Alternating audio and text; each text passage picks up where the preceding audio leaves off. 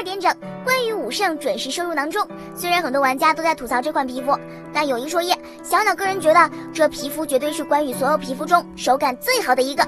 不仅如此，就连推人的平 A 和冲锋的重感，都给人一种很容易就能命中的感觉，技能释放以及推人的准度大幅提升。有想法的小伙伴可以行动啦，买了绝对不亏。那么这局呢，不说别的，必须搞一手关羽实况。当然啦，小鸟可不是为了玩5胜瞎选的，完全是想克制一下夏洛特。之前夏洛特实况也说了，小鸟玩夏洛特最讨厌碰上关羽，推来推去的很是烦人，不管大招控制用没用，很容易被关师傅推拿致死。还是以前有被动8体的时候好啊，这谁能顶得住？开局呢，我这支援的战绩也算可以了。哎，夏洛特还敢在草里蹲我，我能怕你？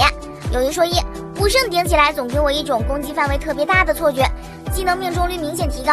当然啦，这个进入骑马状态的动作也是非常帅，尤其是劈出来这一刀无敌，碰上马蹄声，那感觉别提有多舒服啦。这边想跟干将 battle 一下，一踩一转直接残血，配合王昭君的控制，完美 K 头。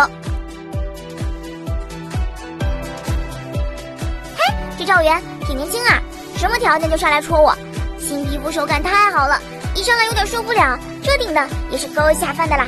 不过玩关羽，大家一定切记，多用后撤步规避敌方英雄伤害，一方面是骗技能，另一方面是不让对手看明白你的进攻意图。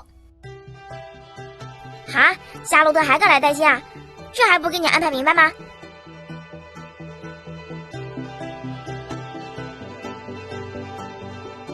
我们平时也要跟这种半工具人的队友搞好关系，一句谢谢你真的挺让人感动的。别追了，别追了，救命啊！哎，夏洛特，先来一刀，你要是不走，3刀送走你好了。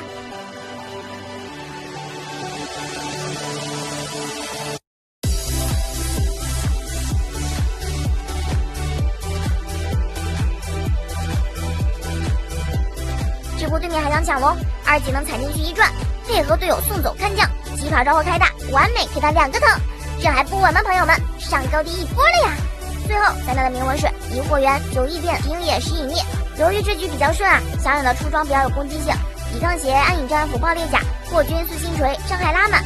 当然啦，正规出装暗影战斧、破军、四星锤、霸者、爆裂，不详携手看情况出。新赛季的反甲也可以考虑一下。那本期视频就是这样，祝点赞的小伙伴排位都能疯狂占星，我们下期再见，么么哒。